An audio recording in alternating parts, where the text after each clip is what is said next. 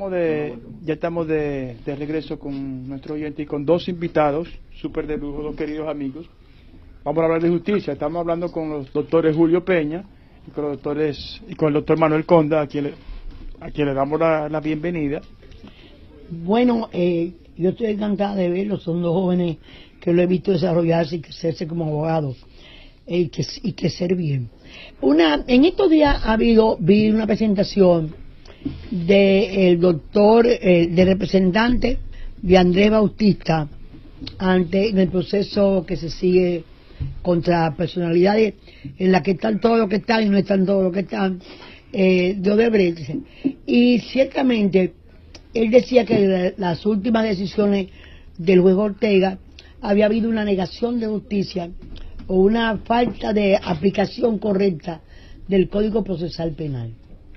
Como a mí me interesa mucho que las cosas se hagan por la vía a nosotros, a todos nosotros, a ustedes también y a Julio, ¿en qué consiste esa apreciación que tiene, que ha tenido el abogado que hemos mencionado, y en qué consiste exactamente?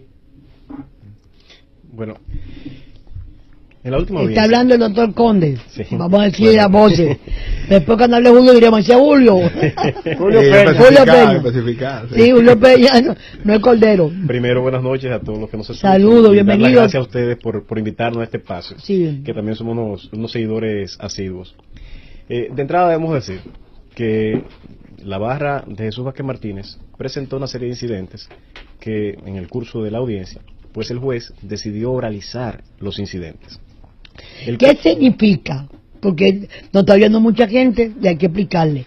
¿Qué significa Hay que decidió oralizar el expediente? Mira, la audiencia preliminar es una audiencia sencilla. Sí. Es una audiencia que las partes, primero el Ministerio Público presenta acusación y la defensa en el plazo oportuno presenta su escrito de defensa.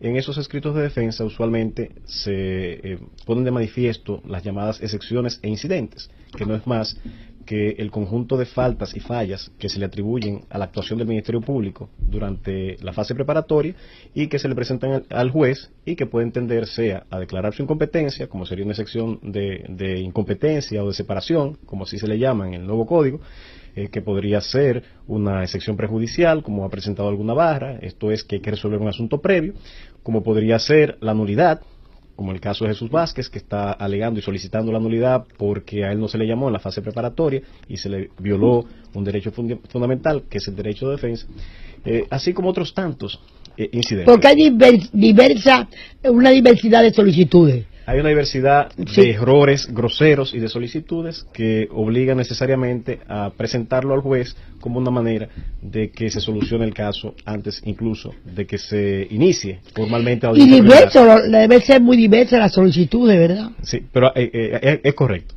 Pero ¿qué pasa? El código, en el artículo 300, que es el que establece la regulación para esa audiencia preliminar, lo que dice expresamente es que es una audiencia sencilla. Y en aquellos casos que deba auxiliarse de otra normativa, se aplicarán las reglas del juicio oral, que es la fase siguiente, aplicado a la sencillez de esa audiencia preliminar, pero de manera excepcional. Entonces, no se estila discutir de forma oral los incidentes que se plantean de forma escrita. El juez, ¿Qué se estila? que el juez Te estoy examinando. que el juez hay incidentes de estos que no requieren mucho examen, son asuntos formales. Y yo pongo de ejemplo el caso de Jesús Vázquez, que es algo claro, que no fue llamado a la audiencia preliminar. Es tan así que en la réplica del Ministerio Público no se refirió siquiera a ello. Es lo que fue el mismo juez que le conoció la fase preparatoria. Claro, que él mismo, que no puede alegar que es ignorante. Que lo conocía, que no lo conocía. Sí. Entonces, es conocido que había 14 inicialmente, y que el magistrado procurador general de la República dijo que ahí estaban todos los que son y que son todos los que están. Eso es un hecho notorio, y que se emitieron 2 resoluciones en la fase preparatoria en la que Jesús Vázquez no estaba. Entonces, el artículo 19 obliga que tan pronto se inician los actos de instrucción, el 19 del Código Procesal Penal, debe informársele a la persona que se presuma que pudiera iniciarse alguna investigación en su contra, que existen elementos para acusar. O sea, tan pronto decidieron que también había que investigar a Jesús Vázquez Martínez, había que haberle comunicado estamos investigando a ustedes en todo ese caso. Eso es correcto, pero no es un simple acto de comunicación, sino que ese acto debe cumplir con ciertas formalidades. De conocimiento. Eso es de información. Es correcto, es colocarlo en condiciones de que pueda ejercer su derecho de defensa. Eso es, en condiciones de poder defenderse. Lo estamos metiendo por esto y esto. Eso es correctísimo. Esa es la forma. Las razones que se está investigando por esta razón, por aquella razón, y que se tiene hasta ese momento tal o cual prueba. Entonces ya está en autos de saber hacia dónde debe ir la preparación de su defensa. Claro. Eso es correcto. O conocer la inculpación que se le está haciendo. La imputación. Sí. Eso es correcto. La imputación. Y los tipos penales que se le atribuyen. Esto a los fines de que él pueda articular su defensa como un derecho legítimo. Recuérdese que el ciudadano tiene un estado natural de inocencia y que se justifica solamente el poder coercitivo del Estado cuando existe algo que lesiona a la sociedad. Y eso se le llama crimen o delito. Solamente así se le autoriza excepcionalmente a la autoridad a penetrar en la vida privada de las personas, como una excepción, no como una regla. O sea, no es normal que se viva auscultando la vida privada de las personas porque estamos en un Estado de Derecho conforme a nuestra Constitución. Entonces, es un estado excepcional en el que se encuentra y que se coloca al ciudadano cuando es investigado. Y en esas atenciones es que se obliga al Estado, en ese estado excepcional de investigación, a colocar a ese ciudadano en condiciones que se defienda desde el primer acto. Pero ha habido precedentes, como conocen los abogados, incluso que han llegado a la Corte Interamericana de Justicia de los Derechos Humanos, y es el caso Barreto Leiva versus Venezuela, que es un caso idéntico. Y en ese caso, precisamente a un ciudadano, que es el señor Barreto, se le llamó en varias ocasiones solamente en calidad de testigo. Y finalmente se le conoce una medida de coerción, pero cuando antes de llegar a la medida de coerción no se le había informado debidamente de su condición de imputado. Esto llevó a varios procesos requiriendo la anulación y fue en reiteradas ocasiones rechazado hasta que llega a la Corte. Y cuando la Corte conoce el caso, apelando al artículo 8.2b de la Convención Interamericana de Derechos Humanos, anula ese proceso y aclara la extensión de ese mandato de Corte de Derecho Humano y en nuestro caso también de Derecho Fundamental, contenido y contemplado en la Constitución Dominicana, establece que desde el primer acto que impulse cualquier autoridad que tenga cargo de la investigación, está obligada la autoridad a informarle para colocar a la persona en condiciones de que se defienda. Pero aquí nosotros partíamos de una cosa, que ya acabamos en Barreto, pero vamos a devolvernos. La oralización. Quiere decir que el juez tiene la oportunidad de que en vez de presentar documentos, se oralice, se converse, se trate verbalmente, oralmente el tema. Porque me interesa mucho que la gente entienda el criterio. Eso es lo correcto. El juez, eso no es nada pernicioso porque es una mayor garantía. Eso es correcto. Vamos a decir que el juez, haciendo uso de la analogía, utilizó conforme al mismo artículo 300 las mismas condiciones que pudiera atribuírsele en juicio de oralizar esos incidentes y discutirlo. Ahora, tiene derecho, ¿verdad? Eso sí. Cuando se le dice el juicio, disculpa, sí. Para los oyentes, es el juicio de fondo, que es en el proceso sí, donde está conociendo. porque ahora hay que decirle, es una audiencia preliminar. Está viendo si son o no culpables. Correcto. Si son merecedores, méritos para ir a una corte, para ser conocidos a un juicio. Ahora se está estudiando, evaluando. Correcto. Si son las pruebas son, hay un juicio, si hay méritos para, o sea, es casi un juez de prueba. Correcto, es un filtro sí. para que el juez determina si hay mérito para que esa persona sea enviada a juicio de fondo, porque habló Julio Peña ahora, para no confundir la voz de estos eminentes jóvenes. En esta audiencia preliminar lo que se llama es un juicio a la suficiencia y legalidad de la prueba, no es a la culpabilidad. De manera que no, es decir, la prueba es suficiente. Si es suficiente para que con probabilidades si fue otorgado de manera válida también. Exactamente. Si se llevó el debido proceso, todo ese tipo de cosas, todas las garantías para ser enviado al juicio de fondo. Eso es correcto. O sea, el análisis o el filtro de suficiencia y de legalidad. Suficiencia es si es suficiente para con probabilidad llegar a un juicio, y legalidad si fue recabada conforme a la normativa. Entonces, en esta fase está todo bien, hasta que el juez le da la palabra al Ministerio Público, que replica los incidentes de todas las barras, y cuando finaliza el Ministerio Público luego nos deja a todos esperando el turno que ya nos correspondía tan pronto él decidió oralizar. Es decir, si bien él dio mayor garantía, no podía limitarla ya una vez la dio, porque hubo elementos que salieron al debate que estaba él obligado a darnos el derecho a replicar. A ello se refería Salcedo, entonces. El abogado Salcedo, Carlos Salcedo, se refería a que hubo una parte que no pudieron cumplir. Claro, existe el principio de igualdad de partes. De luego. Si le da la oportunidad al Ministerio Público, es una parte que responda de manera oral, tiene que dársela a la otra parte, los imputados. A los imputados. Sí. Y esa parte no se cumplió. Eso es correcto, pero es gravísimo, mucho más grave. ¿Por qué?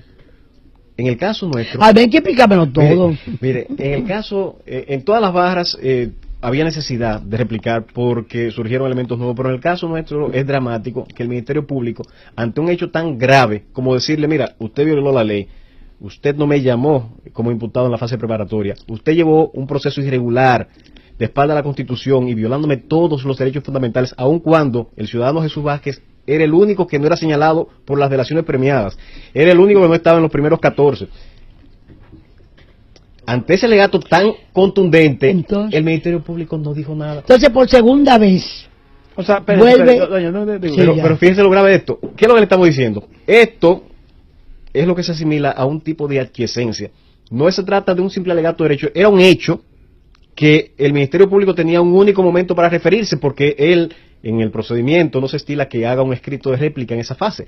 Y el momento para referirse era ese... Para refutar. Su primera presencia, después de la anomalía en la constitución la notificación de que iba a ser tomado como, iba a ser procesado, iba a ser imputado. En la primera oportunidad no tuvo no se le reconoció la participación a poder exponer su contravisión o su visión. ¿Lo decimos bien en derecho? Lo que estamos diciendo es que en la oportunidad que tuvo para decirnos, no, eso es falso, yo sí le informé, yo cumplí con la ley, o no era necesario. No se refirieron. No se refirieron, lo que equivale a una aquiescencia y por tanto ese hecho no es controvertido, lo que pone al juez en una condición de fallar conforme a derecho de la Constitución, declarando la nulidad, porque el hecho de que no fue llamado de la manera oportuna, no fue informado, no se le puso a disposición prueba para que pudiera ejercer el derecho de defensa, es un hecho no controvertido que el juez tendrá la obligación de fallar. Y yo entiendo que el juez no tiene ningún interés de hacerse cómplice de un proceso, en el caso de Chu Vázquez, que se hizo de espaldas a la ley. ¿Y es tan joven como ustedes, él? No. El magistrado. El magistrado Ortega. Yo lo conocí bueno, haciendo la juventud. Sí, en el periódico. El grupo joven, ¿cómo se llama? El periódico Hoy. Del periódico Hoy, lo conocí ahí. Sí, pero ya el magistrado Ortega es de los jueces el más joven de la Suprema Corte de Justicia, pero no es tan joven como usted. No. Ya usted ve lo que es la coquetería femenina de abogados. Vamos a hacer una pausa y volvemos a la vuelta. Tengo algo que preguntarle. Milagro. Pero una pregunta muy simple. Antes que nada quería estábamos hablando del segmento La Esquina Joven. La Esquina. Del periódico Hoy, y 49 años de edad tiene el magistrado Ortega Polanco. No me diga. Sí. Yo lo hacía más joven. ¿Sabe que nosotros los viejos vemos muy jóvenes? Nos conviene verlo ustedes recién nacidos, ¿verdad? Eso es una parte que ayuda mucho a uno. Y le agradecemos eso. Y uno se tumba una cantidad y también, ¿verdad? Bueno, sí, pero yo lo recuerdo ahí muy agradablemente. Entrando en materia, esa decisión del juez no es apelable, ¿o sí? Es que es una decisión que resuelve una fijación de audiencia, porque él cerró dando un malletazo diciendo que se acabó esto, punto. No, él va a decidir sobre los incidentes. Exacto, pero me refiero a la oportunidad. Bueno, sí, en el caso de los incidentes planteados, son acogidos por él, no hay necesidad, aunque le vulneró el derecho de defensa al no permitir la oralidad a los imputados, ya queda subsanado si le acoge el pedimento de los incidentes. Aquí vamos a... Ahora, si no lo acoge... Señores, a lo mejor resultan pruebas de resultados positivos o resultados de pleno derecho, hechos con ecuanimidad, porque este país necesita mucho que la justicia encuentre un camino. realmente de respeto a su propio sistema, a sus propias leyes, a la profunda necesidad que tenemos de institucionalización, que es el respeto a la ley. Somos el cuarto país de América Latina con mayor cantidad de presos preventivos, y eso se debe a la falta de pero Julio, hablando con Julio Peña, para eso se hicieron aquí toda la reforma que inició Findus y el juez Bellé Chupani, sí, don Manuel Bellé Chupani, que veían gente aquí, ustedes no habían nacido, de todos los países del mundo, a hablar del desastre de lo que era la justicia dominicana. Tribunales que entraban 11.000 casos y salían 500, 600. sí. Y las presiones preventivas. Y hemos vuelto a eso. A pesar de que hay una presunta reorganización de una parte del sistema penitenciario. Pero ¿qué pasa? Se ha hecho tan lentamente, una parte adelante y otra parte atrás, que se va descomponiendo todo. Se va descomponiendo todo. Y porque en esencia es más importante llevarlo preso, entregarlo, toda esa cantidad de cosas son un problema que están enmarcados. La justicia dominicana se ha quedado paralizada. En el municipio más grande del país se imparte justicia en un furgón, en un furgón de 2018. Y ha ido el presidente de la Suprema y los funcionarios del Estado, no recuerdo si era el presidente de la República. Pero tú sabes cuánto. A anunciar, incluyendo al difunto Juancito Espol, el alcalde. Han ido de no sé cuántas veces a anunciar la construcción del Palacio de Justicia y todavía eso está en esas condiciones. Y todos los dinero que se malgasta. Y todos los años se le pide mayor presupuesto, como violándose la Pero ley. La justicia tiene una ley de independencia de los poderes del Estado. Y de autonomía presupuestaria. Que inclusive, la alcaldía, si no la cumplen, podría poner preso al presidente de la República, al ministro, al director de presupuesto. Sí. Inclusive al director del Banco de Reserva, que es el que tiene que poner los fondos. Claro. Y la justicia no hace nada, absolutamente nada, por alcanzar su independencia.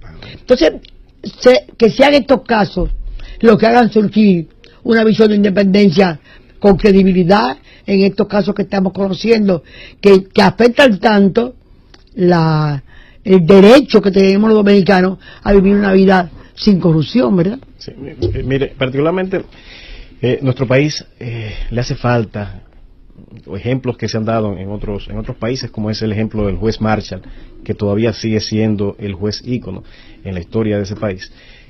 Que se case con la historia, que siente precedentes que puedan ser seguidos por otros jueces del orden inferior. Pero la composición se ha torcido, el Consejo Nacional de la Magistratura se ha inclinado mucho hacia un partido político que tiene la hegemonía, y eso condiciona mucho. ¿Qué se inclinó? Eso condiciona mucho. Me recuerdo de la señora doña Consuelo de Pradillo, cuando estaba un eje importante en esta emisora. Decía, me jondeo. Déjame coger la palabra prestada a doña Consuelo. Y entiendo que con temor un juez no puede actuar. El juez tiene que actuar apegado a la Constitución y a la ley. Si el juez atiende a otros criterios y a otros principios, el Estado de Derecho se derrumba. Cada poder tiene su función. Y el principio no solamente de separación, sino de distribución, que es el concepto moderno al que se refieren los actuales constitucionalistas, el de distribución de poder, requiere que cada actor del sistema actúe conforme a las atribuciones que en el ordenamiento se le atribuyen. Porque si no, el sistema se desmorona y se desequilibra.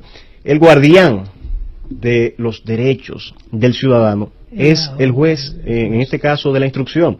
El juez que está actualmente conociendo es un juez de garantía. Y entiendo que no sería dañino el que aplicara la ley. Es como decir que un pez le tiene miedo al agua, que no quiere nadar. O sea, la naturaleza del juez es aplicar la ley e impartir justicia. Y el juez que aplique la ley, aun cuando sus decisiones pudieran afectar ciertos sectores de poder, ese es el juez que esperamos. Es el juez que no entienda la justicia como un ejercicio mediato, el que tenga una venda, sino un ejercicio para la historia, no para que sea su generación la que le juzgue, sino las generaciones por venir, y eso le hace mucha falta a nuestro país. Y entiendo que un magistrado de la de la talla del magistrado Ortega, en ninguna forma tiene interés de convertirse en cómplice de un proceso irregular que no ha construido él, sino que le han llevado a él para que lo falle. Entonces, si el proceso está plagado de irregularidades, nadie puede reprochar que en el caso especial de Jesús Vázquez Martínez, él tomó una decisión anulando esa acusación con relación a Jesús Vázquez Martínez. A mí me interesa me llama la atención que ustedes se están refiriendo específicamente al caso de Jesús Vázquez Martínez, porque no quiere decir que ahí dentro de ese juicio no haya personas que tengan muchas sospechas, claro, o mucha convicción, mucha gente de que son dignos de estar sometidos por los delitos que se les acusan. Y de otros que no están también. Y de otros que no están. Porque sí, no están todos lo que están. Sí. Eso es verdad. Sí. Mire, doctor. La página 14 me recuerdo de eso. Sí. Sigamos. Usted sabe que ese punto de que se ha tomado este caso para el país se tenga en foco la justicia. Sí. Si hemos visto en los países del área donde ha estado el expediente de Odebrecht, que han tenido avances en sanción, Notable, investigación, sin distinción alguna de personas de más alto rango que puede haber la administración pública, que es la presidencia de la República, de pasado, de actuales. Y hay un detalle que si analizamos, es la figura de el que dirige la persecución o encargado de la persecución de la política criminal, que en nuestro caso el procurador general, en otros países se le llama fiscal general, pero en sentido general es la misma la figura que representa y ha caminado. Y si usted se pone a analizar, tiene que ver con la designación y la inamovilidad de ese funcionario, cosa que tuvimos avance con la ley orgánica del Ministerio Público, del procurador hacia abajo, que hay carrera la Procuraduría en el Ministerio Público, hay inamovilidad, todo eso, pero todavía tenemos la jefatura está dependiendo del presidente, un procurador que el presidente lo puede quitar cuando lo desee mediante un decreto hoy nombrar a quien considere. Entonces esa designación lo convierte en un subordinado del presidente, porque de hecho que pueda disponer del cargo hay una subordinación implícita.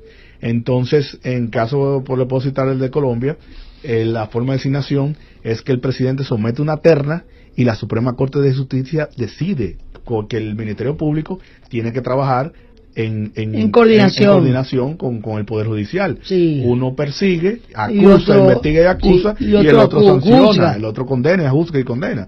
Entonces, producto de esa situación, los casos que tienen que ver con este tipo, tiene un matiz político, como se puede ver personas que han sido con hechos sindicados, probado, demostrado, con mayor probabilidades para someterlo al expediente, han sido excluidos, y personas tal vez con cosas insignificantes que han sido traducidos a la acción de la justicia. Se ve una voluntad, porque todos los presidentes han debido pasar por investigación. Hipólito Mejía desde el primer momento dijo que estaba dispuesto a que sea llamado, como investigaron todos los presidentes del Senado. A todos los presidentes, bueno, exacto, pero lo más grande es que los que más tuvieron acceso a los casos más lamentables, los que estaban en ejercicio cuando pasaron al país la oficina de asuntos reestructurados, sí, eran ahí no estaba ningún amigo mío, ninguno de los que yo conozco funcionando dentro de la Cámara, del Congreso. Y el expediente está hasta el 2014. Exacto. Y desde el 2012 al 2014 no hay nadie. No hay nadie. A pesar de la página 14. A pesar de la página. Sí. El número 14 es dramático en este caso. Es dramático. Sí, entonces, y eso que tú lo has leído, el informe de la comisión, porque en el informe de la comisión de Punta Catalina, de Punta Catalina, ellos interrogaron al señor procurador, y el señor procurador dijo que no había soborno, pero que sí había ahí sobrevaluación. Exacto. Eso. Una Y el asunto nueva sobre de congresistas que van apareciendo, inclusive de más en más, hasta en el caso de Braille, y los congresistas aparecen ahí, es muy, sin, o sea, congresistas de otros partidos, en la época en que se movieron grandes intereses y grandes sumas, no aparecen. Entonces, por eso es que el equilibrio, el ser justo, el hacer justicia, es un don que necesitamos que se produzca en este caso. Que se haga la mejor decisión, pero la más justa. Hacemos una pausa, la última pausa, y regresamos en breve. Ya estamos de regreso con ustedes. Entonces, explíquenme una cosa. Ahora, ¿qué sigue? ¿Qué viene?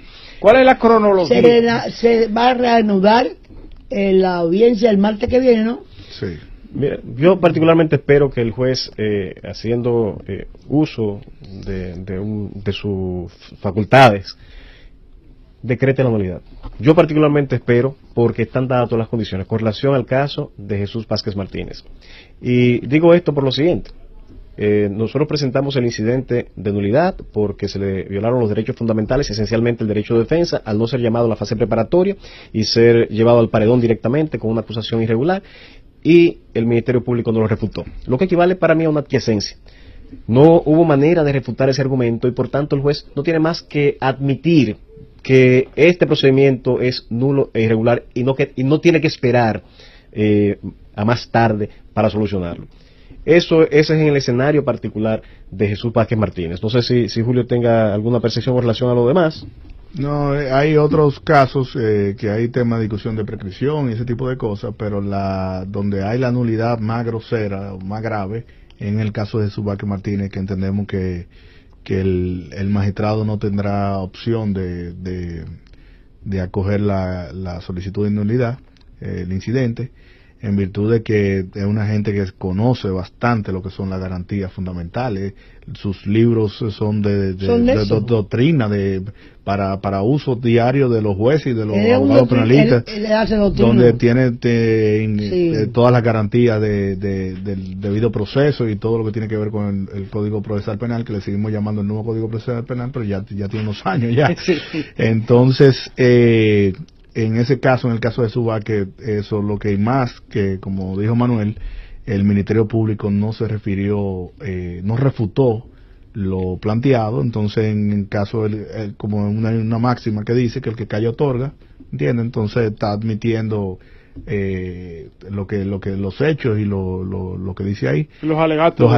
Entonces hay que ver ya los otros casos de otros imputados, ver qué pasará, porque en el caso de Jesús Vázquez es totalmente diferente al del resto de los imputados, porque como ha dicho Manuel, ni siquiera estuvo dentro de los 14, o sea, los 14 tienen una condición, independientemente que tengan calificaciones jurídicas distintas y hechos distintos, pero en el caso de Jesús Vázquez Martínez, el juez no tendrá ninguna opción, y después que falle, veremos qué se hará, que se tomará en cuenta. Pero para edificar también con relación a los demás incidentes, particularmente entiendo que el juez no debe en lo absoluto comprometer su prestigio ni su honor por errores cometidos por el Ministerio Público. Esos errores es el Ministerio Público el responsable, y en su momento se derivarán las consecuencias.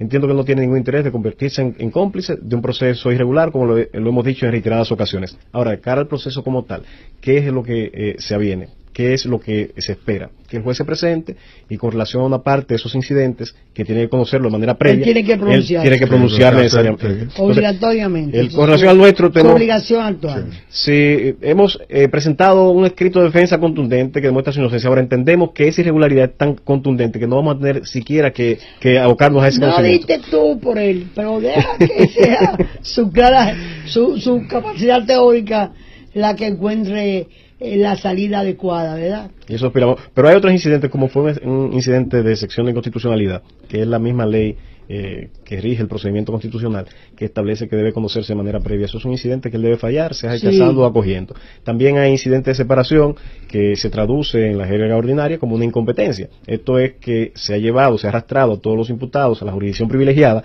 a la que solo correspondería Tommy Galán, que es el funcionario actualmente, o el funcionario electo como senador, y que le correspondería. Entonces ahí hay una serie de alegatos. Nosotros también planteamos esa excepción. También se ha planteado la prescripción. Nosotros también hicimos este alegato. La falta de imputación precisa de cargos. Esto es que la acusación no se basta a sí misma, no es suficientemente explícita conforme exige la normativa, e incluso hay una resolución que es la 1920 que dice claramente y define en qué consiste la imputación precisa de cargos. Es dejar claramente establecido cada tramo de lo que se está imputando. Yo te imputo diciendo la fecha, el momento, el cómo, el cuándo y el por qué ocurrieron los hechos. Esa acusación no responde a esas preguntas. Ahora, de todos estos incidentes, que fueron varios, planteados por todas las partes, el juez hay algunos que no puede diferir.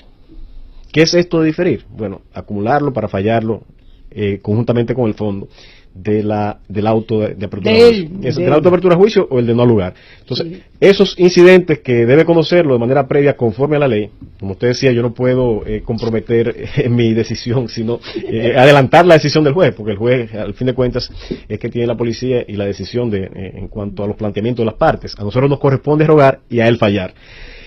Pero si bien no tenemos una bola de cristal, ni estamos en su cerebro, ni en su cabeza para fallar, del derecho, la ley y la Constitución, la aplicación correcta de la ley. En el marco de nuestro derecho, lo que corresponde es que falle, especialmente yo entiendo que debe fallar el incidente de nulidad nuestro, por la violación al derecho de defensa, inicialmente.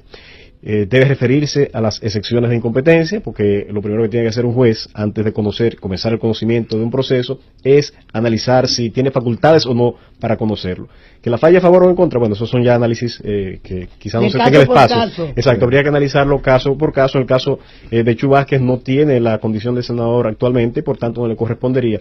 Y la teoría de la unidad de la acusación no se podría adecuar a lo que es la imputación de Chu Vázquez, porque no aplica a este caso y por tanto no estaría unido a la acusación que se le hace a Tommy Galán, que sería la única excepción bajo la cual se le podría llamar a este proceso en esa jurisdicción privilegiada.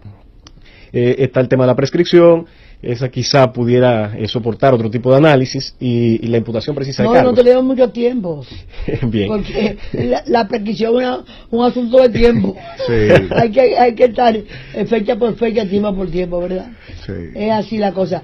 Bueno, pero en ese caso, los que participaron primero en la administración pública, me refiero, fueron sometidos, y los últimos fueron excluidos. ¿Usted entiende que Chu está implicado por razones políticas? Mira, yo no soy quien aquí para juzgar, porque las razones políticas se pueden evaluar de manera subjetiva. Yo estoy aquí para evaluar hechos. Y lo que sí yo te puedo decir es que las actuaciones del Ministerio Público son contrarias a la ley y a la Constitución, y que él es responsable por sus actuaciones. Y que sus actuaciones con relación a Jesús Vázquez fueron realizadas con saña, con cierta saña, y hubo una manipulación y un sesgo en el manejo de la prueba. Por ejemplo, yo comentaba, él dice en el periodo investigado que Jesús Vázquez solamente ingresó, que esto es desde el 94 al 2017, que lo único que Jesús... 94 al 17. Al 17. Jesús Vázquez es electo como senador. Pero ya no tiene nada que ver con Senado ni nada. Entonces, en ese periodo él dice que el único ingreso que Chu Vázquez pudo justificar fueron, durante ese largo periodo, 20 millones de pesos, porque él solamente era un asalariado. Mentira más grande.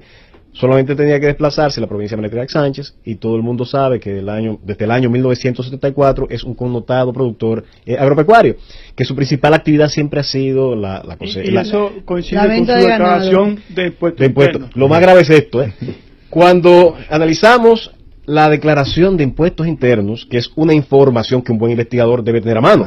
Sí. No, sobre todo si es la justicia dominicana. Sí, claro. Si se quiere actuar conforme a la ley, que obliga al Ministerio Público a actuar con lo que se llama el principio, conforme al principio de objetividad, que tanto lo contiene la Constitución como el Código Procesal Penal, él debe buscar prueba a cargo y a descargo.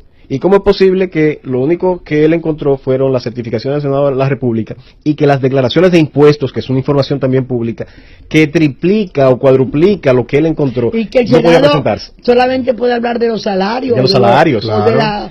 Pero no, y en ese caso quizá haya de jubilación. También, pero eso no pero también excluyó los ingresos que percibió por pensión. Se le olvidó como un investigador parcial. Por eso, a eso sí me quiero referir. Él actuó de manera parcial porque también los ingresos de 2010 a 2017 lo dejó de reflejar. Y esto lo que quiero señalar es que había una visión sesgada del Ministerio Público desde un inicio para señalar como imputados a quienes no lo eran y dejar fuera a otros que no eran de su interés. Pero darle cualquier otra connotación, yo lo que me refiero es a los hechos.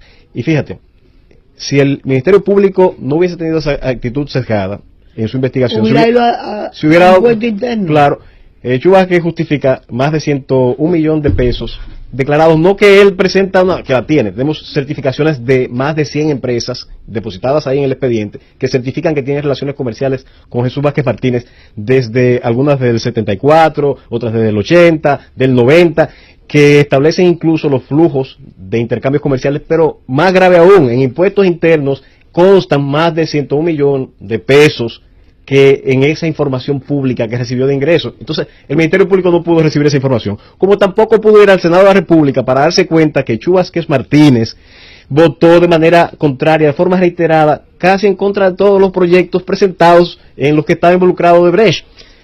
Y también se le olvidó revisar las actas donde él da discursos paradigmáticos, oponiéndose a las aprobaciones alegres de contratos de préstamo, y siempre exigía que fueran a comisión para que fueran debidamente ponderados. Siempre mantuvo una posición contraria. No solamente eso está documentado, pero también votó en contra de los tucanos, votó en contra de muchísimos más proyectos que entendía que iban en contra del interés nacional. Por eso decimos que tenía un interés sesgado. Tenía un interés sesgado de acallar una voz contundente de oposición como ha sido la voz de Jesús Vázquez Martínez. Óyeme, Julio, y eso que él no estaba habilitado para hacer ninguna evaluación de la parte política, ¿verdad? Así es. El martes se reanuda el juicio. La audiencia preliminar se reanuda. O sea, él tiene que fallar. De audiencia preliminar, para eso nosotros nos estamos cultivando. El juicio es ya cuando dice el juez, esta gente hay que someterla, hay mérito suficiente para ser llevado a juicio. Se reanuda, él debe dar una decisión en un sentido u otro, y yo estoy confiado en que él no querrá, reiteramos, hacerse cómplice de un proceso irregular, cuya responsabilidad de esas irregularidades del Ministerio Público, y dará una sentencia. Esa es la explicación técnica. ¿Qué va a hacer? El juez va a llegar, va a decir, mira, yo acojo este y este incidente. Tiene que responder los incidentes. Debe decirlo. Y en una parte de ellos, con relación a otros de los imputados, pudiera acumularlos, los que sean acumulables, y diferirlos para fallarlos en otro momento, luego de que se presente acusación. Luego de que termine con eso, muchas barras van a interponer sus recursos de oposición, que es lo que corresponde, atacando esa decisión, y cuando finalice esa fase y se cierre ese debate, entonces el Ministerio Público debe presentar acusación. Solo me mortifico una sola cosa. Diga, Julio. El Procurador General de la República es miembro del Consejo Nacional de la Judicatura y estamos en evaluación y cambio de juez de la Suprema. El único detalle que me preocupa en cuanto al timing. Es preocupante. No, y que muchos jueces están pensando, a lo mejor me sacan. Bueno, ese no está sujeto a una evaluación en este momento. No. O sea, está vigente su plazo. Pero sería, fíjate bien, que la coincidencia es realmente preocupante. Pero de todas maneras, Julio al principio del programa dijo que hoy era viernes. Y el viernes de nosotros ya se acabó. Porque llegamos a las 8 de la noche. Gracias por acompañarnos y por ayudarnos a entender algunas cosas. Seguiremos dando seguimiento a este caso tan importante para esta sociedad, en el que uno espera de verdad que se haga justicia. Gracias a ustedes. La que tiene la venda en los ojos. Y necesitamos... Yo espero libertad, pero también yo espero mucho condenado. Claro. Lo que no están todavía lo pueden condenar. Que le hagan lo mismo que hicieron a Chu, que lo vuelvan a llamar. Tienen archivo provisional. Sí, exacto. Le doy las gracias por darnos la oportunidad aquí y esperamos despertarnos el martes con lo que esperamos, una sentencia que declare nulidad. Despertarte es al otro día que te vas a despertar. Buenas noches. Buenas noches. Encantada. Milagros desde la Z.